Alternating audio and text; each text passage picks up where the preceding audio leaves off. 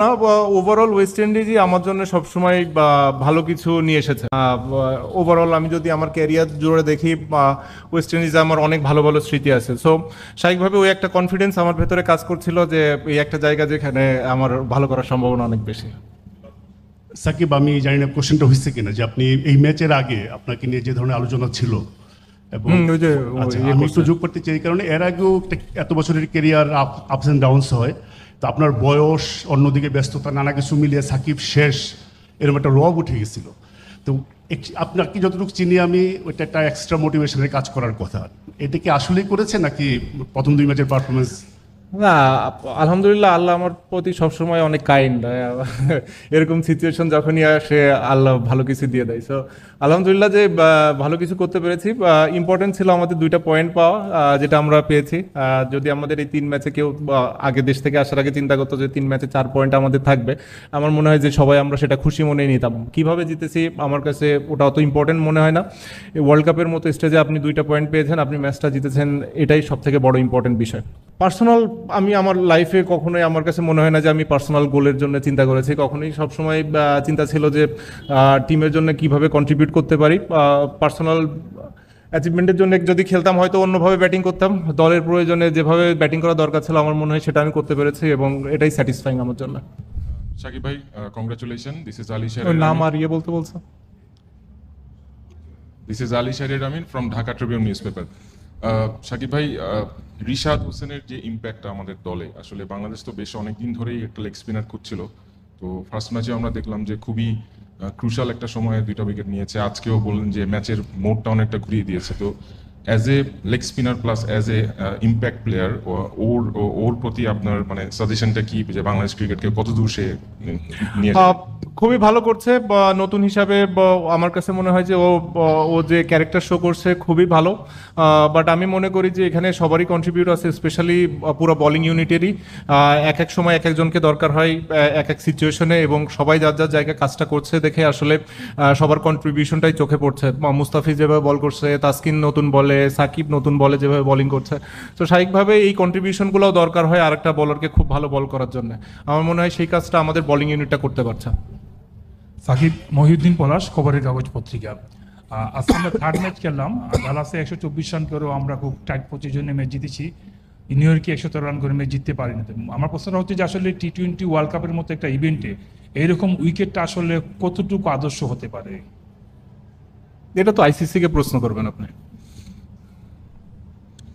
সাকিব ভাই, এই ম্যাচটার আগে, সরি, আমি রানা আব্বাস, আজকের পত্রিকা থেকে। এই ম্যাচটার আগে আসলে আপনাকে, আপনার পারফরমেন্স নিয়ে অনেক ধরনের প্রশ্ন, কথা, আলোচনা, সমালোচনা, বিশেষ করে বীরেন্দ্র সেবক তার একটা কমেন্ট খুব আলোচনা হয়েছে।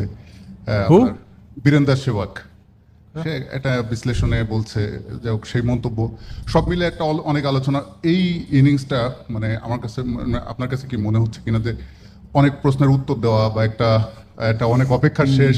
একটা প্লেয়ার কখনো কোনো প্রশ্নের উত্তর দিতে আসে না। প্লেয়ারের কাজ হচ্ছে সে যদি ব্যাটসম্যান হয় ব্যাটিং করা, দলের জন্য কন্ট্রিবিউট করা। সে যদি বলার হয় তার কাজ হচ্ছে ভালো বোলিং করা, উইকেটটা লাখের ব্যাপার থাকে।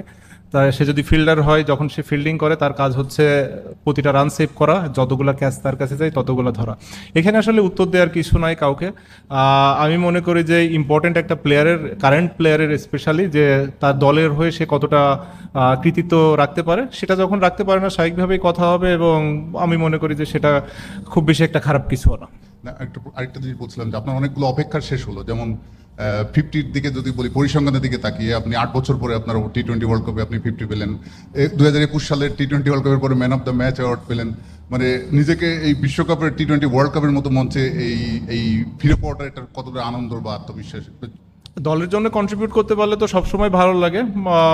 ইম্পর্টেন্ট ছিল যে 4 জনের থেকে, উপরে 4 জনের থেকে কেউ একজন বড় স্কোর করে কিংবা বেশি সময় ব্যাটিং করে, 15-17 ওভার, যেটা আজকে আমার দিন ছিল। হোপফুলি আলহামদুলিল্লাহ যে ওই কারণে আমি করতে পেরেছি।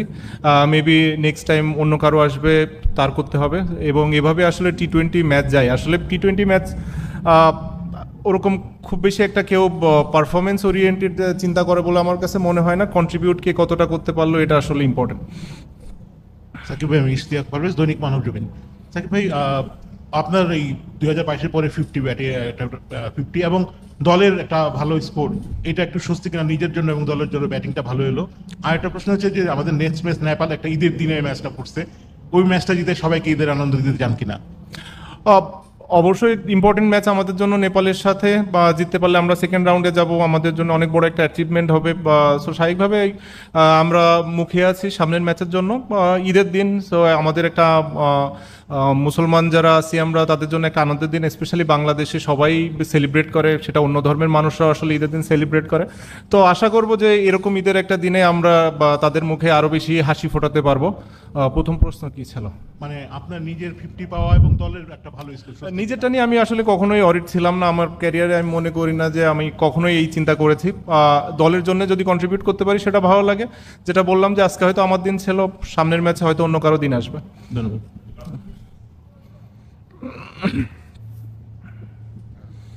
সাকিব ভাই, বোলিং এর সময় দেখছিলাম যে আপনি একটু ইন্টেন্সিটি নিয়ে বোলিং করছিলেন ছয় খাওয়া। কি নিয়ে? বোলিং এর সময়, আপনার বোলিং এর সময় আপনি বেশ ভালো একটা অ্যাগ্রেশন দেখাচ্ছিলেন আর কি ছয় খাওয়ার পরে। সো ব্যাটিং 159 স্কোর, এটা কি আপনার কাছে মনে হচ্ছিল যে রানটা একটু কম হয়ে গিয়েছে এই উইকেটে? না, চ্যালেঞ্জিং টোটাল ছিল। যে যে ধরনের পিচ ছিল আমার কাছে মনে হয়েছে যে এটা চ্যালেঞ্জিং একটা টোটাল। সো আমাদের খুব ভালো বোলিং করতে হতো, যেটা আমাদের বোলিং ইউনিটটা করেছে।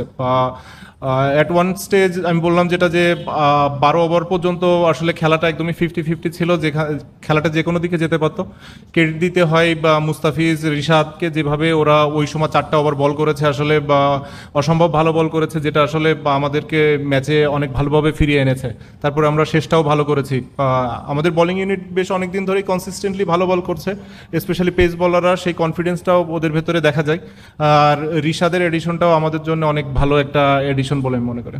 He has a long way to go, I believe. He is one of the fittest guy in our team, batting really well, contributing with the ball. Can't ask more than that. And overall, the wicket, I think it played really well. That's a decent wicket where there is everything for everyone.